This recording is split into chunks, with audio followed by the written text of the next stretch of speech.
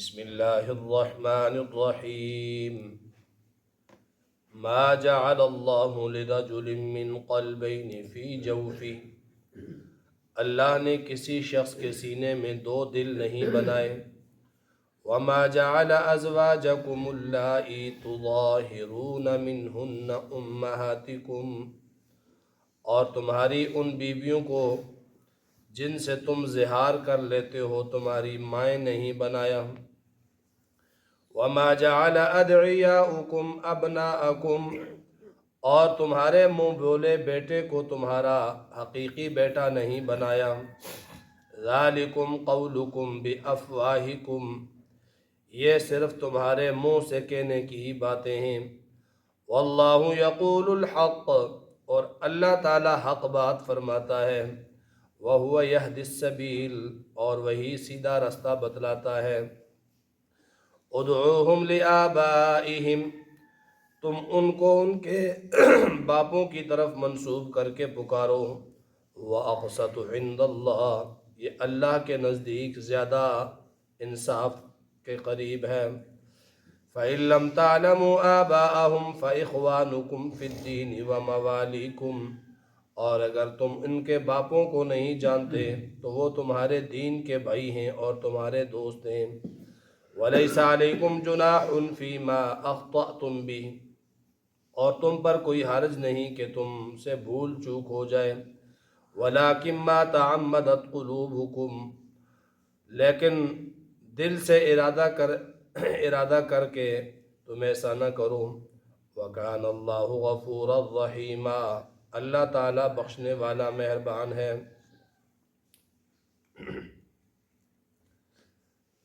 کل کے درس میں اللہ تعالیٰ نے جناب نبی مکرم صلی اللہ علیہ وسلم کو مخاطب فرما کر تقوی کی دعوت اور کافروں اور منافقوں سے اعراض کا حکم اور وحی الہی کی اتباع کا حکم دیا تھا۔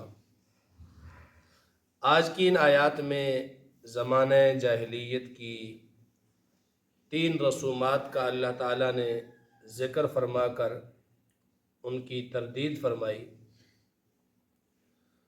اور راہ حق اللہ تعالیٰ نے ہمیں سمجھایا۔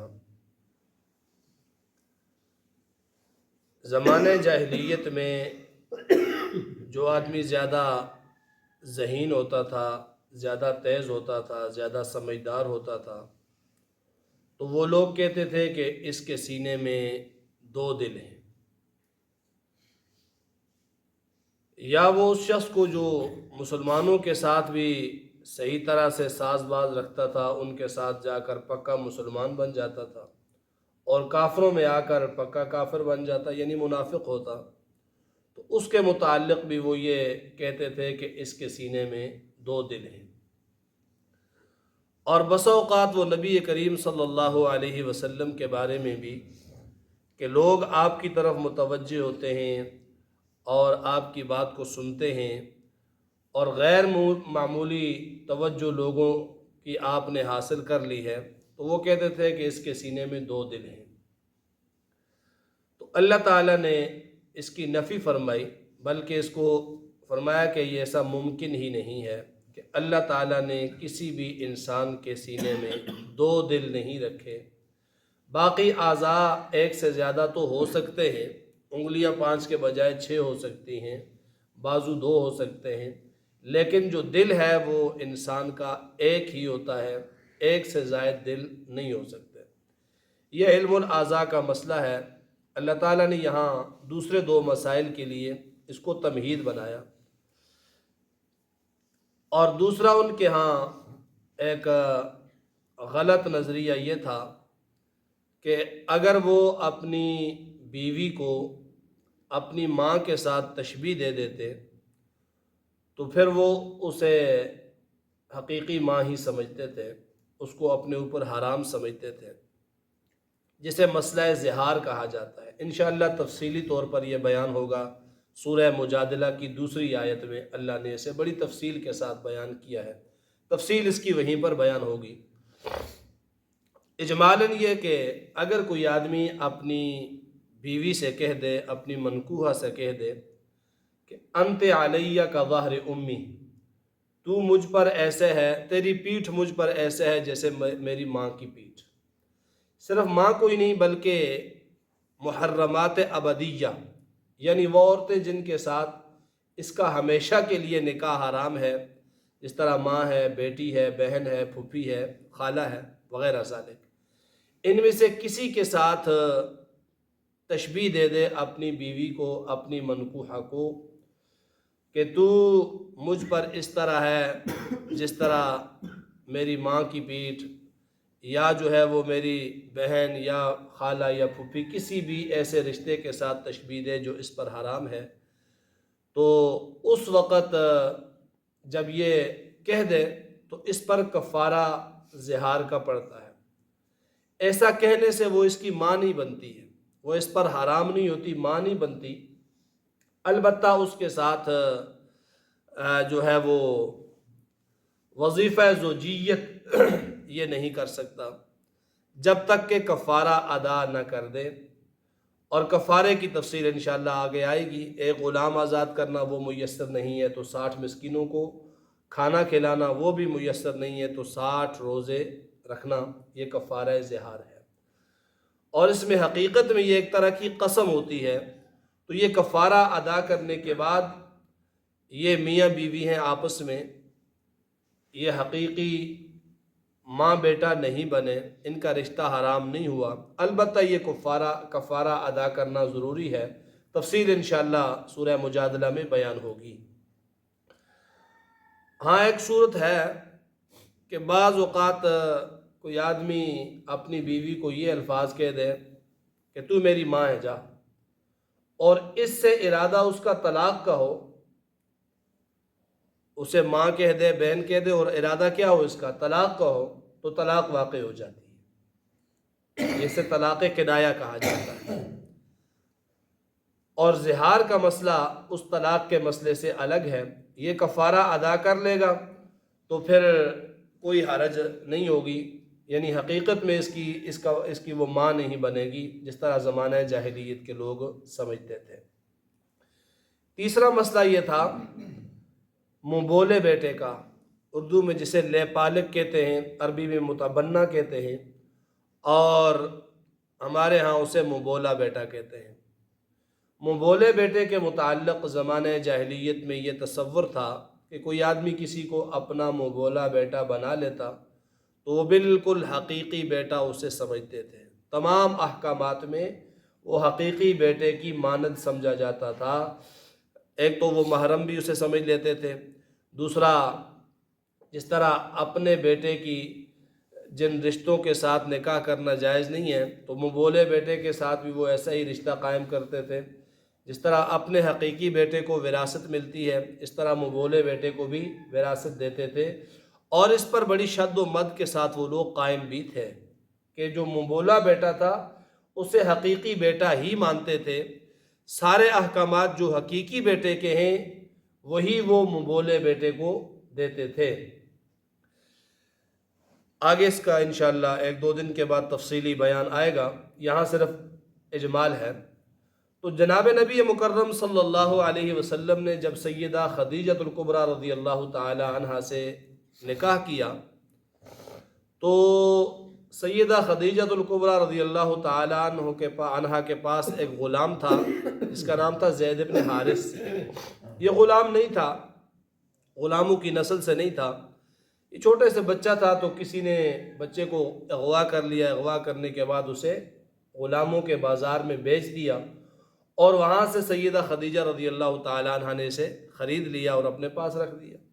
جب حضور علیہ السلام کے ساتھ نکاح ہوا سیدہ خدیجہ رضی اللہ تعالیٰ عنہ کا، تو حضور صلی اللہ علیہ وسلم کو یہ غلام پسند آیا کہ یہ بڑا اچھا ہے، اچھے اخلاق، اچھی عادات والا ہے، تو آپ نے حضرت خدیجہ سے اسے مانگ لیا، یا حضرت خدیجہ نے خود ہی تحفے میں حضور علیہ السلام کو وہ دے دیا۔ تو جو معاملات کرتا تھا، کاروبار وغیرہ وغیرہ، تو آپ صلی اللہ علیہ وسلم کے پاس جب یہ رہنے لگا تو کسی موقع پر تجارت کے لیے اسے بھیج دیا، تو یہ اسی علاقے میں گیا تجارت کے لیے جس علاقے سے یہ اغوا ہو کر آیا تھا بچپن میں. تو وہاں دیکھا تو پہچان لیا اس کے باپ نے بھی اور چچا نے بھی. بہرحال تعارض نہیں کیا، پتہ لیا، پوچھا. جب واپس آئے تو پیچھے سے باپ اور چچا بھی آ گئے اور آ کر حضور علیہ السلام سے عرض کیا، یا رسول اللہ یہ کوئی غلام نہیں ہے، یہ ہمارا بیٹا ہے اور ہم فلاں قبیلہ بنو کلب بڑا قبیلہ تھا اس قبیلے سے تعلق رکھتے ہیں، کسی نے اغوا کر کے اسے غلام بنا کر بیچ دیا، ہم اسے واپس لانا چاہتے ہیں، واپس ہمیں دے دیں.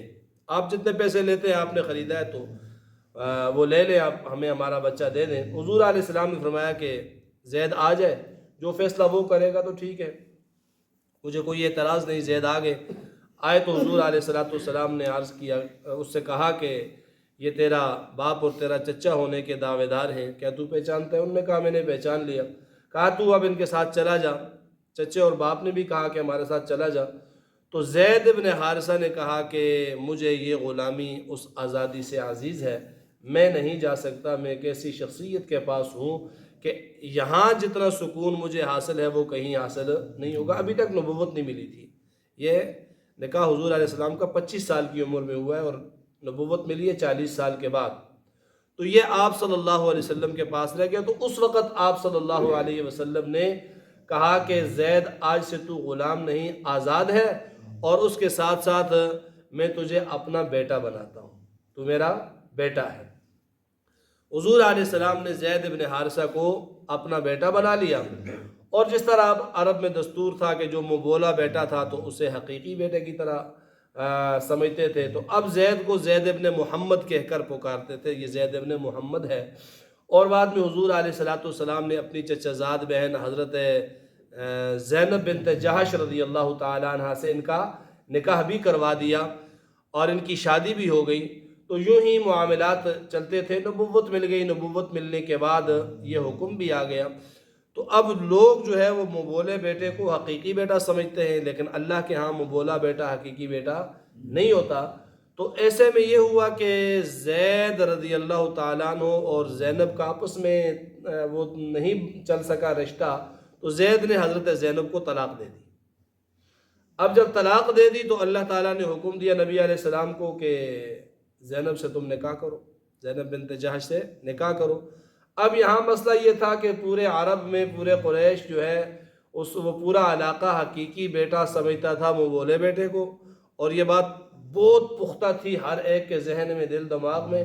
اب نبی علیہ السلام وہاں پریشان ہو گئے کہ اگر میں نے اس سے نکاح کر لیا لوگ کہیں گے کہ اپنی بہو سے نکاح کر لیا، اپنے بیٹے کی بیوی سے نکاح کر لیا، یہ تو بڑا غلط ہے. انشاءاللہ تفصیل آگے آئے گی. تو اللہ تعالیٰ نے اس زمانہ جاہلیت کی رسم کو بھی توڑا اور ساتھ میں یہ تفصیل بھی بتا دی کہ مبولا بیٹا حقیقی بیٹے کی طرح نہیں ہوتا. مبولا بیٹا پر حقیقی بیٹے کے احکامات لاگو نہیں ہوتے. اور یہ بات بڑی اس میں بڑی بے دہانی کی جاتی ہے، احتیاط نہیں کی جاتی کہ مبولا بیٹا تو بنا لیتے ہیں، کہیں سے اڈاپٹ کر لیا، کسی سے لے لیا، اس نے دے دیا پکا پکا، تو پھر پہلے کیا کرتے ہیں اس کا بے فارم میں جو ہے وہ اس کی ولدیت تبدیل کرتے ہیں اور اپنی ولدیت لگا دیتے ہیں، اور پھر اس کے بعد پوری زندگی اسے حقیقی بیٹا سمجھتے ہیں. تو یہ غلط ہے. کسی کی ولدیت کو چینج کرنا یہ حرام ہے. نبی علیہ السلام نے اس سے منع فرمایا. اور کوئی بھی آدمی اپنی ولدیت چینج کرے یا اپنی قومیت چینج کرے تو ایسے شخص کے لیے نبی علیہ السلام نے فرمایا کہ یہ سیدھا جہنمی ہے، یہ پکا جہنمی ہے. انسان کا جو نسب ہے، انسان کی جو قوم ہے، انسان کا جو والد ہے، وہ کبھی بھی تبدیل نہیں ہو سکتا. اس کو حرام اور گناہ کبیرہ کہا ہے. تو لوگ کر لیتے ہیں اس طرح، بچہ لے لیا اور اس کے سامنے اپنی ولدیت لکھوا لی، اور پھر بعد میں جو ہے وہ اس کے ساتھ وہی، ظاہر ہے وہ بچہ تو نہیں رہتا، وہ جوان بھی ہو جاتا ہے. جب جوان ہو گیا تو پھر شریعت کے احکامات بدلتے ہیں، پھر پردے کے احکامات ہیں، پھر نکاح وغیرہ کے مسائل اور احکامات ہیں، اور یہ وہیں پر رہتا ہے. مثال کے طور پر کسی نے اسے لے لیا، اب یہ خاوند نے کہیں سے لے لیا، ان دونوں نے اسے سنبھالا، بڑا کیا. اب یہ جو اس کی بیوی ہے جس نے اس کو بیٹا بنایا ہے کہ یہ میرا بیٹا ہے، جب یہ بالغ ہو گیا، جوان ہو گیا، اس کے ساتھ کوئی حرمت والا رشتہ نہیں ہے، باہر سے کہیں لایا ہے، تو یہ اس ماں کے لیے بھی پکا حرام ہے. اس کو نہیں دیکھ سکتا، وہ یہ اس کو نہیں دیکھ سکتی. الگ الگ احکامات ہیں. خود سے کوئی کسی کو کتنا ہی بیٹا بنا لے لیکن شریعت کے احکام بدلتے نہیں ہیں. انشاءاللہ اس کی تفسیر آگے آئے گی. تو اللہ تعالیٰ نے یہاں پر یہ 3 مسئلے، ایک آدمی کے، کسی آدمی کے دل میں، سینے میں 2 دل نہیں ہوتے، ایسے ہی جس کو تم ماں کہہ دو وہ تمہاری ماں نہیں بنتی، اور اسی طرح جس کو تم اپنا منہ بولا بیٹا بنا لو تو وہ تمہارا حقیقی بیٹا نہیں بنتا. انشاءاللہ تفصیل آئے گا.